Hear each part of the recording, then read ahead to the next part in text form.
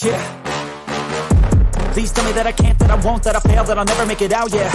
Please tell me all the bad. We are back. You are at That Effing Sports Show. We are going through every team, every record. We're continuing on with the AFC East. We've done New England. We hit Miami. New England, a little bit of a surprise for me, but Belichick is still a force to be reckoned with regardless. Miami has the offense. They were 11th in points for. The defense, they were 24th. So a little bit to shore up there. Schedule does matter. They finished 9-8, one game ahead of the Patriots, which was good enough for second. They lost a wild card game to Buffalo by 3 points. They've got the talent. The problem is health. I'm saying it out loud. The problem is Tua, because we don't know how long he can last. And let me tell you, I want to open with this because I know I've been hard on Tua through all these episodes. I know I've been hard on his health, but it's from a subjective standpoint. It's nobody is rooting for Tua to stay healthy and be successful more than me, because I saw the hit. I hate the hit. I called it a career ender back then. Personally, if Tua was my brother or my friend, I'd have told him to retire as well, because his health is long-term health is more important than this game. But he's coming back, and I really hope that he stays healthy throughout this whole thing. And that is going to be, to me, the single most important factor to how the Dolphins season and how this record, this show, is going to play out. I mean, Tua is obviously going to be a very important factor, as every starting quarterback is for their team. Remember, the Dolphins made it to the playoffs last year, even with Tua missing all the time that he did miss. Some people might forget that in the first half of last year, there was a time when Tua was right in the mix with Patrick Mahomes in terms of odds to be named the MVP of the season last year. To me, that just shows Tua's ceiling, that when he's healthy and playing right with this loaded offense around him and McDaniel's favorable scheme, he can do big things this year if he does find a way to stay healthy. And look, injuries are a funny thing, right? A couple years ago, everybody was talking about how Christian McCaffrey's career is over, that he peaked already, he was done, that he's never going to stay healthy, he always gets hurt now. And guess what? People are talking about him this year like that never even happened, right? People in the fantasy world, he's the consensus #1 overall running back now, right? Like, it's almost like all those injuries are just a thing of the past. So everybody gets injured all the time, right? Until they don't. So let's just see if Tua can change that narrative also. No, it's absolutely true. The Dolphins, they had a nice 5-game win streak in the middle of the season. Now, granted, it was against Detroit, it was against Chicago, it was against Cleveland, it was against Houston, beat Pittsburgh as well. So a little bit of reality in there. They also had a 5-game loss streak at the end. Not surprising when those games were against San Francisco, those games were against Buffalo, those Green Bay, and New England. They split with every team in the division, and one of those losses during that streak was to the Chargers, who is their first game in LA for the 2023 season. Having to go out to LA, that whole cross-country thing that we talk about a lot, it would be a bigger factor for me if this was a little bit later in the season, or, really pretty much any other week besides like week 1 or after a bye week. Them having to do it in week 1, to me, kind of eliminates that factor to a point. This is an interesting game, a potential first-round playoff type of matchup, right? Two teams that are definitely wild card hopefuls, playoff hopefuls in the Dolphins and Chargers, but I'm actually going to give the Dolphins the edge in this one, and I'll take them in week 1. I'm actually going to go the other way. I'm going to give it to the Chargers because it's in LA, but honestly, you're absolutely right in the sense that, like, the first couple weeks, and we brought this up before, are extremely hard to predict. And if you're a fantasy player, you can absolutely understand what we're talking about, because the starters don't really play in the preseason. There's a lot of fog, there's a lot of rust. You see a lot of quote-unquote upsets. You see a lot of games not play out the way that you thought they would, or that they might have later on in the season, because your superstars are still ramping up. They're still getting loose. They're still getting used to taking a hit and getting their vision back against the speed that they have to face throughout the season. So I think this game could go either way, and because it's a home game for the Chargers, I went ahead and gave it to them. This game could come back and bite somebody in the butt later on. This might be round 1 of 2 this year, with the second round possibly being in the post. I can't wait to find out. Week 2, Miami goes to New England. We gave Miami the win because it's week 2. We think Tua will still be there, and despite Belichick's defense early enough in the season, I bring up the fog for this reason. Miami able to win in New England in week 2. Yeah, they just have more firepower. They're just a better team.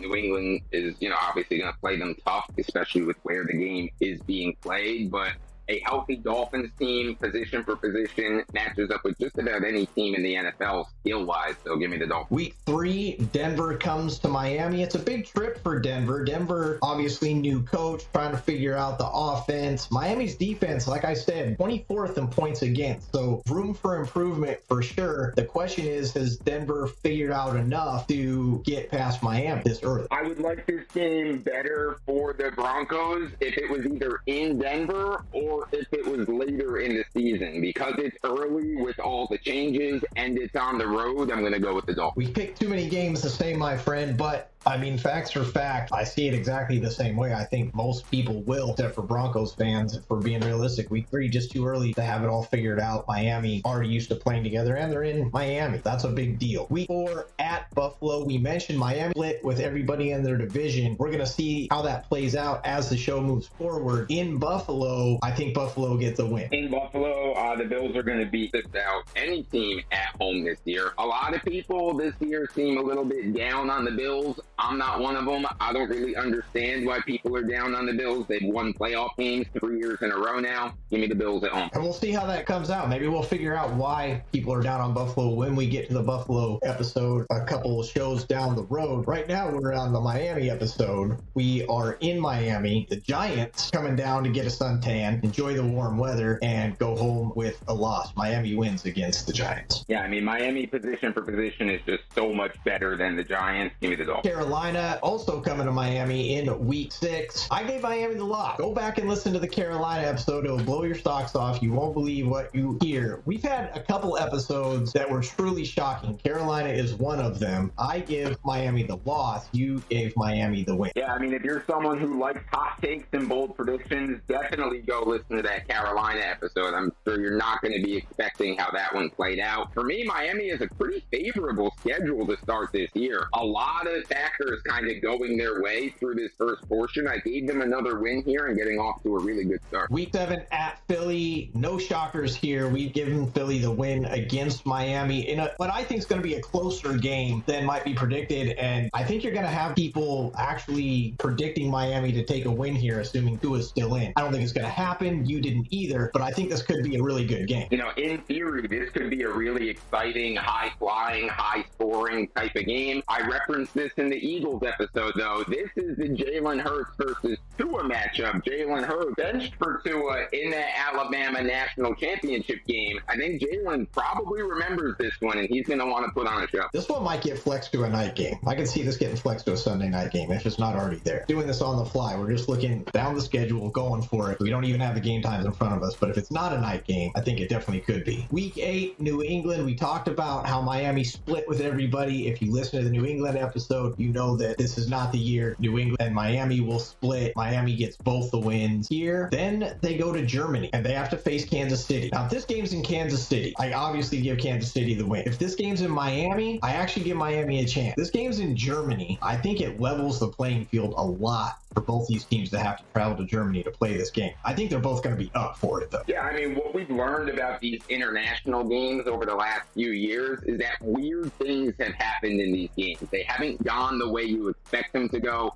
Not just from a who wins standpoint, but from a game script standpoint as well. They've been very strange and unpredictable.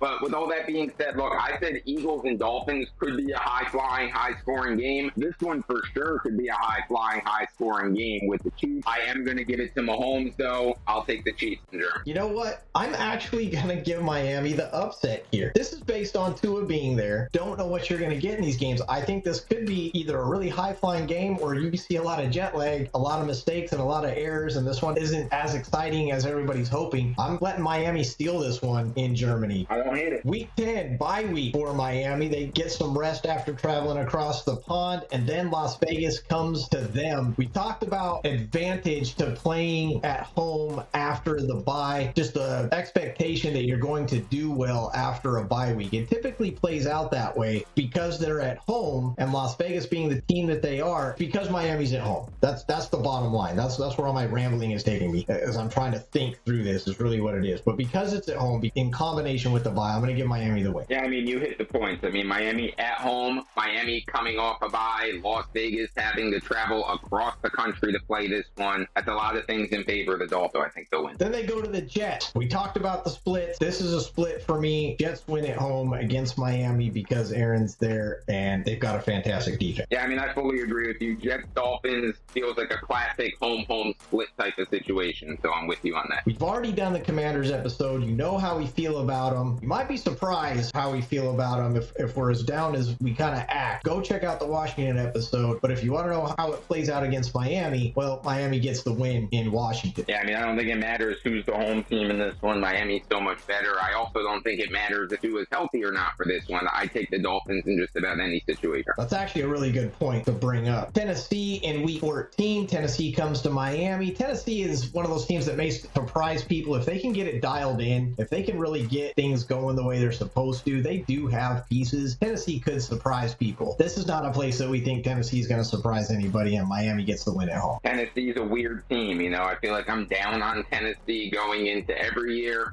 They were pretty bad last year. They were a playoff team the year before. Hard to predict what happens with Tennessee. I don't like them at all this year. I think they're going to have a rough season with all those questions at quarterback. As much as I love Mike Vrabel as a head coach, I don't see them as a good enough team to beat the Dolphins. Week 15, we talked about the home splits. The Jets come to Miami, and this is interesting because it's week 15. It's towards the end of the season. We do the Jets episode next, and so we'll see where they're sitting as far as playing for the wild card, playing possibly for the division. If you're a Jets fan, that's what you're expecting. This game definitely could have implications. You're going to get a different level of play from the one who wants it. It's in Miami. I already said that I'm giving the home splits here, so I'm giving Miami the win against the Jets. But honestly, this one could go either way, in my opinion, depending on which Rodgers shows up. You kind of hit it that this is probably going to be an important game for both teams, not just because of the division, it's because of the wild card, it's because of the entire AFC playoff picture, but we're on the same page, home split. Week 16, and this is where Miami has to deal with. Week 15 against the Jets, 16 against Dallas, week 17 at Baltimore, week 18 Buffalo. It's not a fantastic way to end the season when you're fighting for minimum a wild card spot. And so week 16, Dallas comes to Miami. I gave Miami the loss. You actually gave Miami the win against your Cowboys. Well, I mean, if you go back and listen to the Cowboys episode, I am very high on the Cowboys, but it's one of those situations where the Cowboys aren't going to go undefeated, obviously. They're going to have to lose a couple of games. Having to travel to Miami late in the season against a good Dolphins team, that's a spot where I can see them lose. Now, you're talking a big game right now, and I love that you're backing up your choice, but now that you hear it as we sit here, are you rethinking it a little bit, or are you still solid? No, I mean, I'm solid. I mean, if the game was in Dallas, I may have went the other way. We talk about this often, that it's not just the two teams playing. Like, in a vacuum, Cowboys versus Dolphins, I take the Cowboys. But the schedule matters. When you play someone, where you play someone, all of that plays a role in these actual games. They're not played in a vacuum, and that's why I went with the Dolphins. I think the biggest surprise for me is that it is the end of the season. Dallas is going to be playing for something, and so they don't come through in Miami. But Well, go back and listen to that Cowboys episode. I think they still did pretty good this year, even with losing that game. Well, I can't. They did okay.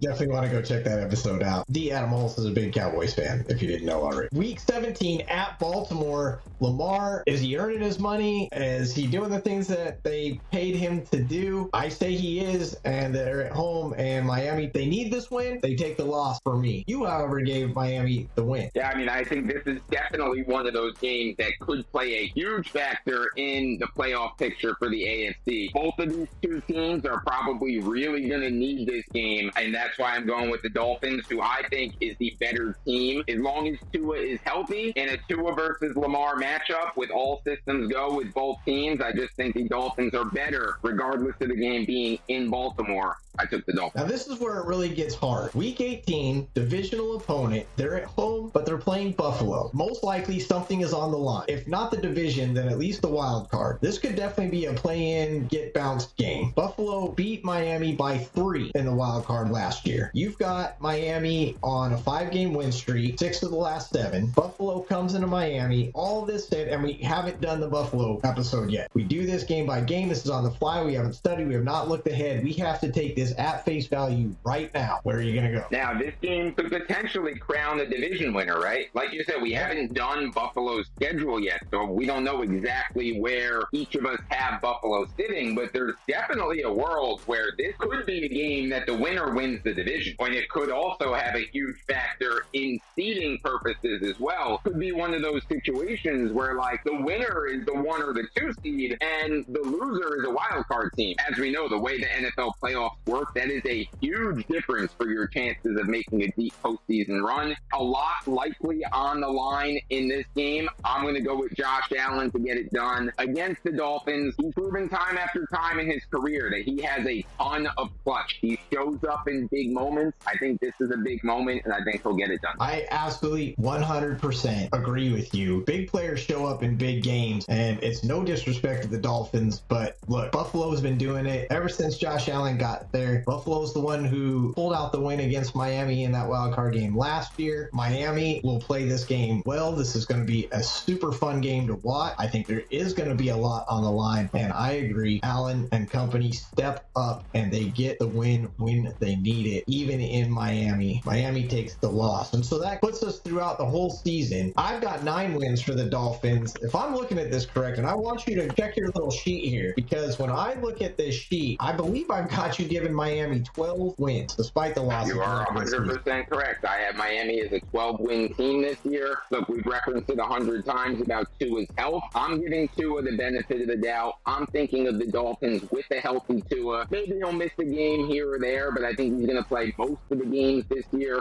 Remember, they recently added Bradley Chubb and Jalen Ramsey to their defense. That is a big deal that I feel like is not being talked about enough going into this season. Their defense could take a huge step forward to go with their already high-powered offense. I like the Dolphins this year. You clearly do. I don't dislike them. I just don't like them for 12 wins. How do you guys like them? How do you guys feel about it? Who's nuts here? Actually, this is like maybe the first time I feel a little better about my record than yours. I want to know how the rest of you guys feel about it. Let us know on the old Twitter machine. You can tweet us at that effing show, EFIN. Go tweet Adam. Let him know about his 12-5 at Adam Hulse. Or head over to Sportskeeda and maybe he'll write an article about this. Adam is an NFL writer at Sportskeeda.com. Thanks for joining us on this one. We're halfway through the AFC East. 9 wins for me in Miami, 12 for the Adam Hulse. We're going to see what that means for the Jets and Buffalo. Jets up next. We'll see you on that one. Take care, everybody. I'm legend bound, can't stop me now. You don't wanna fuck with me. A slow burn like a disease. Just tell me that I can and I'll show you things that you couldn't believe.